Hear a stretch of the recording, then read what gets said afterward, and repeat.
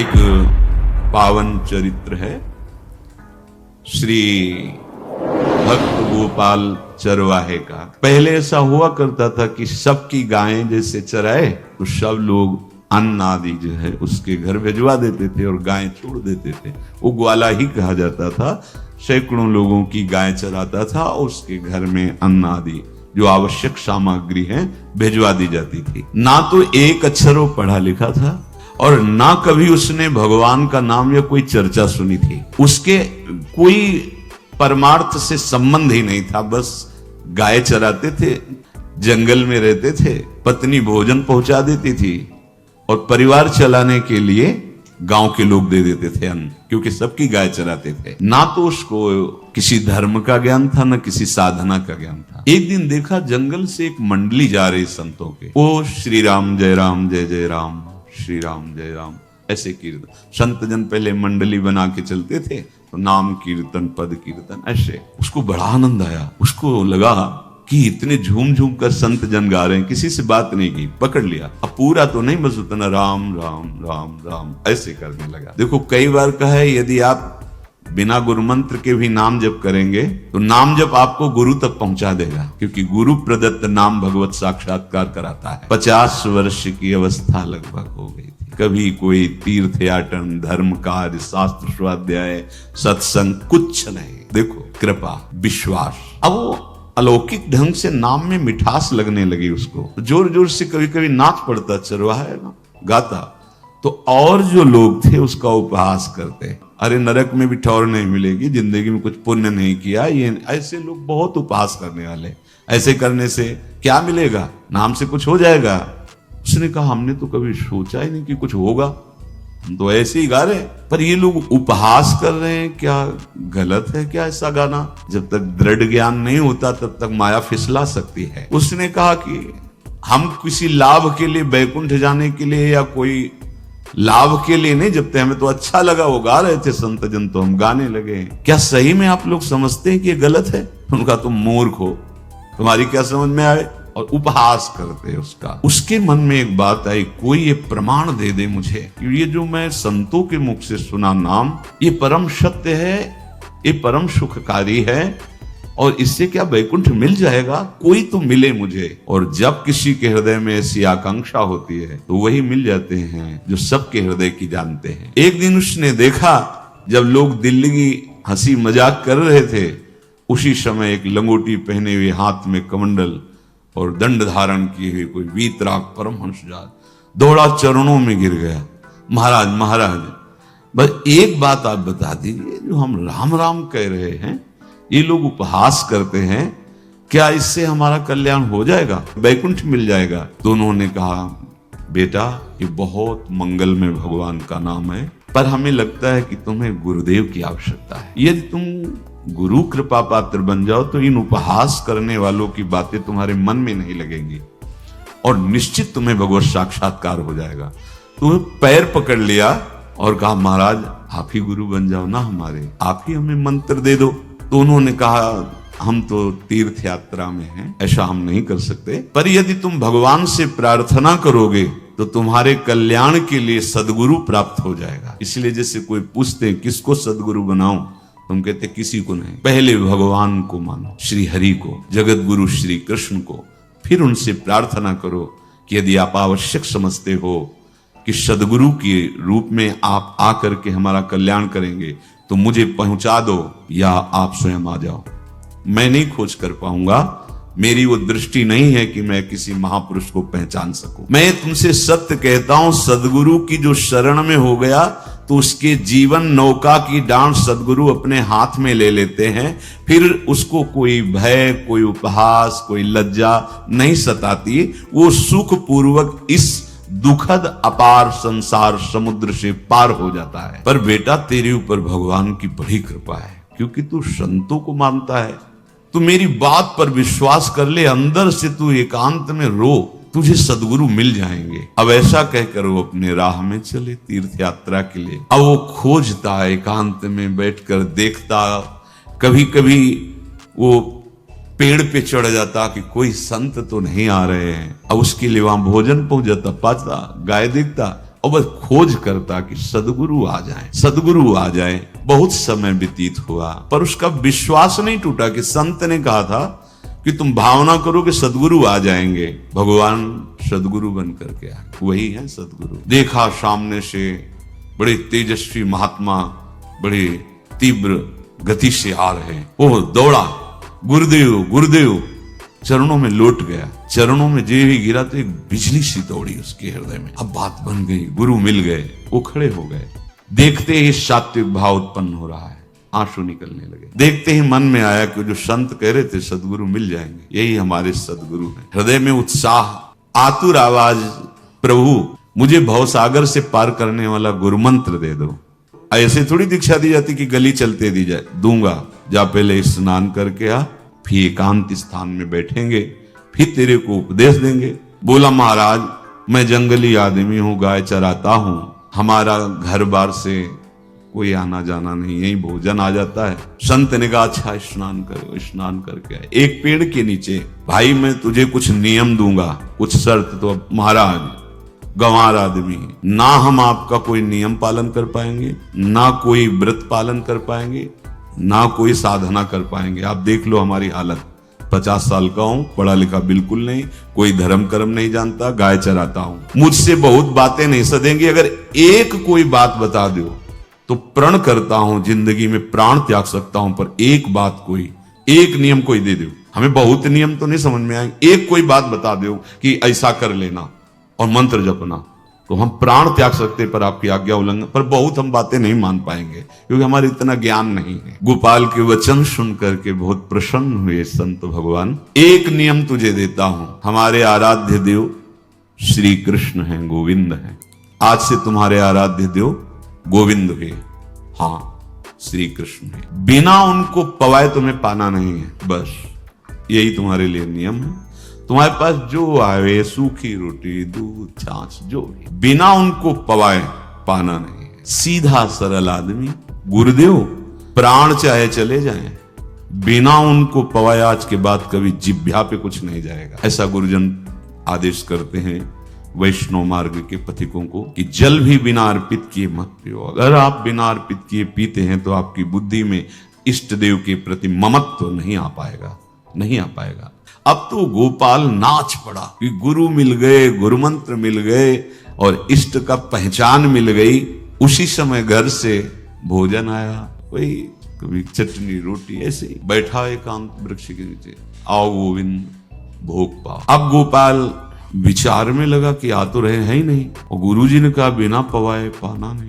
पूरा दिन व्यतीत हो गया। गुरुजी कह रहे थे घट घट में विराजमान भगवान है तो कहीं से भी प्रकट हो सकते हैं। तो अंदर मंत्र जपता हो, कहता आओ भगवान पाओ, आके नहीं आए। महाराज हमारे गुरुदेव ने आपका ध्यान जो बताया था वैसे ही आओ, आप पाओ आकर के। रात्रि हो गई, देखा पर वो नहीं आए तो भोजन उठाया, गाय को पवा दिया। तो बहुत सी गायें थी, भूखा रह गया। दूसरे दिन फिर भोजन आया, एक पत्ता टोरा, जल से छिड़का पत्ते और भोजन रखा। भगवान को फिर पुकारा, आओ प्रभु। गुरुदेव ने आज्ञा की बिना आपको पवाए हम अपनी जबान में नहीं रख सकते। शाम हो गई, रात्रि हो गई, फिर गौ को दे दिया, नहीं पाया। अब एक तो 50 वर्ष की अवस्था और गौओं के पीछे दौड़ना और भोजन पाना नहीं, शरीर में सामर्थ्य धीरे धीरे कम होने लगी। तीसरा दिन, चौथा दिन, 5वां दिन, 6ठा दिन, 7वां दिन, दीनानाथ प्राण चाहे निकल जाए हम गुरु की आज्ञा नहीं तोड़ सकते। अगर आप नहीं आएंगे तो भूखों मर जाऊंगा। पर हम ये बात चरवाहा है, कोई साधना पूर्व की नहीं। गौ सेवा के प्रताप से उससे संतों में प्रीति हो गई। नाम की कृपा से गुरु, गुरु की कृपा से नामी की प्राप्ति की चाह। ऐसे कई दिन व्यतीत होते गए। अस्थि मात्र होए रहे शरीरा। पूछते कि क्या बात है, भोजन तो हम रोज लाते हैं, आप रोज लेते हैं, क्या पाते नहीं? आपका विषय नहीं, शिक्षा मिलती है। यहाँ अपने गुरु उपदिष्ट साधन को किसी से बताना नहीं चाहिए। गुरु उपदिष्ट साधन जब तक सिद्धावस्था ना पहुंच जाए तब तक गुप्त रखा जाता है। जो जैसे आप सत्संग सुन रहे हो, इसमें कोई वचन आपको लगा, पकड़ लिया, अब वो जीवन में तभी बोलना है जब उसका प्रभाव हमारे जीवन में आ जाए। नहीं ऐसे नहीं बोलना, नहीं तो निकल जाएगा। और अगर रोक लिया तो मंथन करेगा अंदर और आपको उसमें स्थित कर देगा।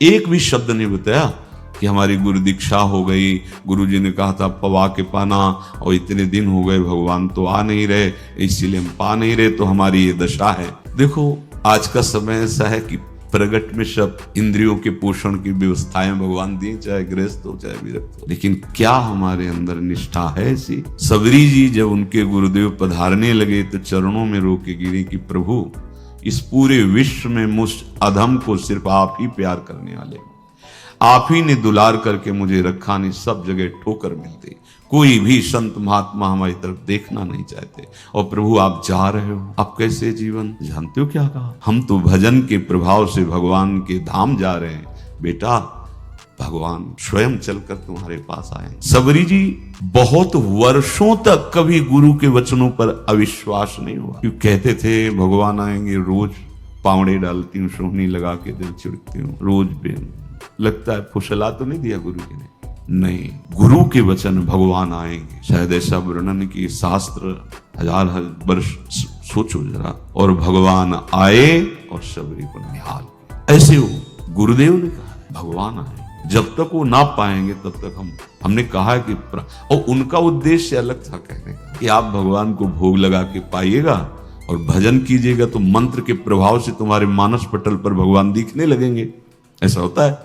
और सीधा आदमी सीधा समझा जब तक भगवान नहीं पाएंगे तब तक हमें नहीं पाना। 18 दिन बीत गए, कुछ न खाना न पीना। गोविंद भी देखते बाल भक्त ओम प्रकाश जी महाराज यही अपने चामुंडा के पास से उधर बहुत नामनिष्ठ महात्मा, बाल भक्तों में बहुत ही मानो प्रहलाद जी ही हैं, जैसे प्रहलाद जी नामनिष्ठ भगवान निष्ठ, घट घट में भगवान को देखने वाले, ऐसे श्री ओम प्रकाश जी बाल भक्त। बड़े बड़े महापुरुष गए, हरि बाबा, उड़िया बाबा, बस वो यही कहते कि ये श्री कृष्ण का आदेश। फिर शायद 50 के भी ऊपर दिन गए थे, ऐसे 70 दिन तक उस महापुरुष ने कुछ नहीं कहा, सशरीर अंतर्ध्यान हुए। आज समाधि उनकी बनी। जब महत्व भगवान का जग जाता है तो शरीर का महत्व नहीं। अच्छा, प्राणनाथ जब प्राणों का पोषण कर रहे हैं तो अन्न में भी तो प्राणनाथ की ही दी हुई शक्ति है, तो बिना अन्न के भी उनका पोषण हो रहा है। पर ये भागवती का आदेश से, मनमानी करने से नहीं। मनमानी करने में फिर मार्ग रुक जाएगा। भगवान आदेश करते हैं अपनी वाणी से, युक्ताहार विहार से, उचित आहार विहार, वो तो भगवद आदेश होता है। 18 दिन बीत गए, 19वें दिन जब भोजन आया, पेट के आते सब सिकुड़ गई थी। वैसे 50 वर्ष के थे, आंखें धस गई थी, उठने की ताकत नहीं। पत्नी ने फिर कहा कि आप कुछ तो बताइए कि क्या आपको कोई रोग हो रहा है, आप भोजन नहीं पा रहे, मैं रुक जाऊं यहीं आपकी सेवा के लिए, या आप घर चलिए। कोई उत्तर नहीं, आप जाइए, हम ठीक हैं। ऐसा फिर धीरे से पत्ता लाए, छिड़का, भगवान पाओ आकर के, शाम हो गई, फिर गाय को दे दिया। विचार कर लिया कि अब मरना ही है, मुझे जैसे अधम के पास भगवान तो आएंगे नहीं, वो तो भगवान है, पर मैं अपने गुरु के वचन नहीं तोड़ सकता, मर चाहे जाऊं। 27 दिन व्यतीत हो गए, एक कवल भी अन्न नहीं पाया। न चलने की शक्ति थी, न पत्ता लाने की शक्ति थी, न जल छिड़कने की शक्ति थी। जिस पात्र में भोजन लाई थी, लेटे ही लेटे खोला और कहा, प्रभु मुझे पता है आप इस शरीर से नहीं मिलोगे, पर आप जान लो मैं अपने गुरु की आज्ञा का उल्लंघन नहीं करूं। ये मतलब जितने महान हुए हैं सब निष्ठाओं में निष्ठावान हुए हैं। अपने लोग फिसड्डी हैं, जरा सा कोई दुख, जरा सा कोई सुख, फिसल जाते हैं। प्राण पंच अनंत जन्मों की बिगड़ी 27 दिन क्या होते हैं? क्या होते 27 दिन? अनंत जन्मों का जमा कूड़ा करकट भगवान साफ कर रहे हैं। यस, जो तन्मयता, गुरु निष्ठा, जो प्राण भूख से व्याकुल, सब भस्म हो रहे हैं पाप अनंत जन्मों के। अनंत जन्मों, जैसे हम सोचे कि भगवान इतने निर्दयी कैसे हैं? नहीं निर्दयी, आत्मा को कुछ फर्क नहीं पड़ता। और शरीर ने जो किए हैं जन्म जन्मांतरों के, वो निष्ठा के कारण दुख नहीं पहुंचेगा। निष्ठावान को दुख नहीं पहुंचता, वो आपको दिखाई देगा दूर से, उसको दुख नहीं पहुंचता, क्योंकि निष्ठा का कवच है, वो कभी कोई भेद नहीं सकता। किसी भी माया के यंत्र में ताकत नहीं कि निष्ठा को भेद सके, उसी को निष्ठा कहते हैं। नहीं भेद पाए। 27वां दिन है, पति की दशा देख करके कहा, स्वामी अब तो आप कहोगे भी तो मैं नहीं जाऊंगी। हम आपकी दशा इशारे से कहा, आज भर चली जा, क्योंकि उसको लग रहा था आज प्राण निकल जाएंगे। आज भर चली जा, फिर कल से जैसी तेरी आज चली जा। इशारे से बोलने की भी सामर्थ्य नहीं थी। गोपाल के आंसुओं की धारा चल रही, पड़े पड़े धीरे से खोला जो भोग है, और अंतस्थल, आज बोल भी नहीं पा रहे, अंतस्थल से कह रहे प्रभु अब चाहे आके पालो या लिवा जाके पवा देना, देख लो आप, आखिरी है, आके पालो या लिवा जाना, अपने यहाँ पवाना, क्योंकि हमारे यहाँ तो पाए नहीं आप। बड़े प्रेम से अंदर से आवाज आई, गोपाल आँख खोली, क्योंकि बोलने की हिम्मत ने, ये अंदर से प्रार्थना की थी, गोपाल वो अमृतमय, गुरुदेव ने कहा था कि उनकी वाणी से अमृत बरसता है। एकदम आँख खोला, देखा वही पीताम्बर, वैसे मोर मुकुट, वही मुरली, वही करधनी, वैसे नूपुर, वैसे ललित त्रिभंगी। गुरुदेव ने जैसा वर्णन किया था वैसा ही सुंदर रूप गोपाल के सामने। प्रभु मुखमंडल की मनोहरता देखकर निहाल हो गए, निहाल कर देंगे। थोड़ी पीड़ा सहना सीखो, सहत सहत बाढ़े भगति, ग्रह तन गुरु हितगार, ग्रह तन गुरु हितगार हार अपनी करिमा। सेवक जी कह रहे हैं, देखो, ग्रह तन गुरु हितगार हार अपनी कर, तन मन प्राण गुरु वचनों पर न्यौछावर, जो भी सहना पड़े सहूंगा। मिल गए प्रभु दूर नहीं है। प्रिया प्रीतम बहुत कृपालु हैं, मानो करोड़ करोड़ काम की सौंदर्यता को हे करते हुए प्रभु के लावण्य का प्रकाश हो रहा है। मनहारिणी मुरली, जैसे कहा था अधरों में रख, वैसे अधरों में विराजमान। अच्छा, खास बात ये, ना कोई गाय देख पा रहे, नहीं कोई और चरवाहा देख पा रहा, ये भगवान को। जैसे इस सभा में किसी से बात करें भगवान, किसी से मिले तो पास बैठा व्यक्ति भी नहीं देख पाएगा, ना जान पाएगा, क्योंकि प्राकृतिक इंद्रियां, प्राकृतिक शरीर, और वो चिदानंद में, वो तो जिसको दर्शन देंगे तो पहले दृष्टि प्रदान करते हैं। भगवान जिससे मिलते हैं पहले दृष्टि प्रदान करते हैं, तो गुरु रूप से दृष्टि प्रदान। ये जो अंतर में पुकारा ना, वो अंतर दृष्टि खुल गई, सामने देखा। इतना सुंदर विश्व मोहिनी भगवान श्री हरि का ललित त्रिभंगी रूप कि गोपाल की आंखें नहीं टिकी। इतना सुंदर रूप, आंखें भगवान के तेज के आगे बंद हो गई। जब भी बंद हुई तो देखा मानस पटल पर वैसे ही ललित त्रिभंगी। फिर खोला, देखा सामने भगवान मुस्कुराए, सामर्थ्य प्रदान की। देखो अर्जुन के साथ ही तो खेलते भगवान सखा भाव से, रथाक रहे हैं, लेकिन भगवान का विराट स्वरूप देखने की सामर्थ्य अर्जुन में थी क्या? दिव्य दृष्टि प्रदान की। फिर भी कांप रहे थे अर्जुन जी भगवान की दिव्य दृष्टि संपन्न नेत्रों से उस विराट महिमा को देखकर कांप रहे थे अर्जुन। ये तो माधुर्य रूप प्रभु का है। उसने मानो इशारा किया प्रभु को कि हमारी सामर्थ्य में मैं सकिल कर आ जाऊं, नजदीक आप आ जाओ। आ गए, अपना माथा प्रभु के चरणों में रखा, आंसुओं से भगवान के चरणों का प्रक्षालन कर। देखो, गांव का गाय चराने वाला ग्वारा, जिसको कोई धर्म कर्म का ज्ञान नहीं, कोई भक्ति का ज्ञान नहीं, कोई शास्त्र का ज्ञान नहीं, भगवान ने फिर उसको उठाया और अपने हृदय, ज्यों हृदय से लगाया, अष्ट पुष्ट स्वस्थ सब, अंतर बाहर पूर्ण, कोई पीड़ा नहीं, कोई दुख नहीं, बिल्कुल तेजस्वी स्वरूप। भगवान की स्पर्श की महान सामर्थ्य है। बाली ने बहुत मारा ना सुग्रीव को, तो कर पर साथ सुग्रीव शरीरा, जे इस पर सारी पीड़ा गई। भगवान अमृत सावी है, भगवान दिव्य चिदानंद भाव देने वाले हैं। अब तो सुरमुनि वांछित प्रभु की छाती से लपटा है। ये ऐसा ना सोचो कि कहानियां हैं, ऐसा ये सत्य विषय आप भी प्राप्त कर सकते हैं। इसी के लिए रोज सत्संग होता है। जो भगवान से लिपट कर छाती में अश्रु की बूंदें, तो भगवान ये था माम प्रपद्यन्ते, भगवान की अश्रु बूंदों से गोपाल का अभिषेक हो, मानो सुदामा मिलन हो रहा है। जैसे भगवान को दैन्य बहुत प्रिय है। तभी भाई जी महाराज कहते हैं पद में कि बुद्धिहीन बना दो हे भगवान, हमें बुद्धिहीन बना दो। ये जो बहुत बुद्धि चलती है ना, इसके लिए दौड़ भाग है नहीं। सीधे प्रभु हमारे हैं, हम प्रभु के हैं। नाम जप आश्रय भगवत प्राप्ति निश्चित। भगवान बोले, प्यारे गोपाल अब तो रो मत, देख मैं तेरे प्रेम में पगी हुई ये जो सूखी रोटियां हैं अभी पाता हूं। और भगवान बैठ गए और उसके घर की जो रोटी थी उसे, देखो मुझे त्रिभुवन का कोई भी भोग प्रसन्न नहीं कर सकता गोपाल, मुझे त्रिभुवन का कोई भोग प्रसन्न नहीं कर सकता। इस बात को समझो, जिनको ये भ्रम हो कि हम अधर्म से कमा के 56 भोग लगा के प्रभु को प्रसन्न कर लेंगे, तो ये बात सुनो। कह रहे मुझे त्रिभुवन का कोई भोग प्रसन्न नहीं कर सकता, मैं ऐसे ही अन्न की चाह रखता हूं। भगवान के वचन, जैसे दुर्योधन का महल का सब वैभव त्याग के स्वागत ठुकरा के और विदुरानी जी के हाथ का छिलका पाया। मैं ऐसे ही अन्न की चाह रखता हूं, भगवान कहते हैं बलिहारी। कभी प्यार से एकांत में रो के इनको पवाना सीखो।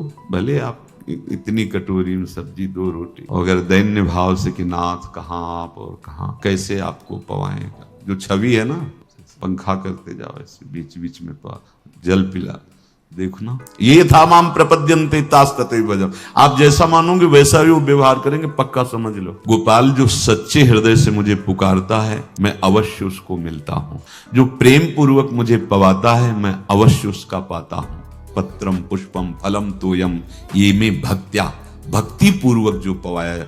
भक्ति पूर्वक का मतलब दैन्य। अभक्त में अहंकार होता है, देखो ये किया मैंने, वो भगवान स्वीकार नहीं करते। वो आपका शुभ कर्म बन सकता है, अब वो भी धर्म से कमाई की है तो, पर भगवान की प्रसन्नता का हेतु होगा दैन्य। जहां भी देखो हमारे स्वामी को, जहां भी देखो दैन्य में बिके हुए पाए गए, दैन्य में। और ये दैन्य किसी बाजार में नहीं मिलती, ये दैन्यता बनावटी नहीं होती, ये वस्तुता हृदय की होती, भगवत प्रदत्त ही होती है। पर जो संत सदगुरुदेव की आज्ञा का अक्षरशः पालन करे तो इस दैन्य का निश्चित प्रादुर्भाव हो जाएगा, अहंकार गलित हो जाएगा। वत्स, मैं किसी भी वस्तु का कभी भूखा नहीं हूं। मानो गोपाल के बहाने से हमको समझा रहे हैं क्या चाहिए भगवान को, क्या चाहिए। कुछ भी कर लो, माना कि तुम तात्कालिक वर्तमान दुख को मिटा सकते हो, तात्कालिक, लेकिन संपूर्ण दुखों को मिटाने के लिए हरिनाम गरज रहा है, राधा नाम गरज रहा है। आपसे प्रार्थना है, समझो इस बात को। कलयुग केवल नाम आधारा। देखो सुन के राम राम शुरू किया, मिल गए सिद्ध सदगुरुदेव, दे दिया मंत्र, बता दी निष्ठा, और मिल गए भगवान। और भगवान कह रहे हैं अब तेरे जीवन में कभी दुख का लेस नहीं रहेगा, तू अब घर जा, अब किसी की गाय चराने की जरूरत नहीं है। कुल परंपरागत तेरे लक्ष्मी बढ़ती रहेगी, तुझे कुछ करने की जरूरत नहीं। देखो बड़े बड़े सोने के पहाड़ किसी सुनार ने बनाए क्या? प्रभु ने तो बनाया। भगवान हंसते हंसते समझ ही नहीं पाए और अंतर्धान हो गए। अभी गोपाल कुछ अपने मन भर के देख नहीं पाया था, कह नहीं पाया था, भगवान अंतर्धान हो गए। अब तो चिल्ला चिल्ला के रोने लगा और विवश होके आंख मूंदी तो देखा उसके मानस पटल पर छाए। अब तो राजी हो गया कि ये मेरे प्रभु ऐसी जगह विराजमान हो गए, कोई देख नहीं पाएगा, हम रोज बात करेंगे, रोज दर्शन कर। नारायण या गौर श्याम को हृदय निकुंज बसइए। तो इसलिए धैर्य धारण करके कितना भी कष्ट हो अब पीछे मत हटो, फिसलो मत। माया अपने पार्षदों को भेजेगी। प्रभु का चिंतन छूटे वो कुछ भी स्वीकार नहीं। प्रभु का चिंतन होते हुए जो हो रहा है उनका सृष्टि का कार्य है, जो जो जिसको सेवा दे हो रहा है। हमारा प्रभु का आश्रय अगर बदला किसी व्यक्ति का आश्रय या किसी अन्य का आश्रय, बहुत घाटा हो जाएगा। अपने इस मन को देखते रहिए कि प्रभु को प्रथम नंबर में रखता है या द्वितीय नंबर में। हमें तो लगता है ये हो सकता है चौथे पांचवें नंबर पे रखता हो।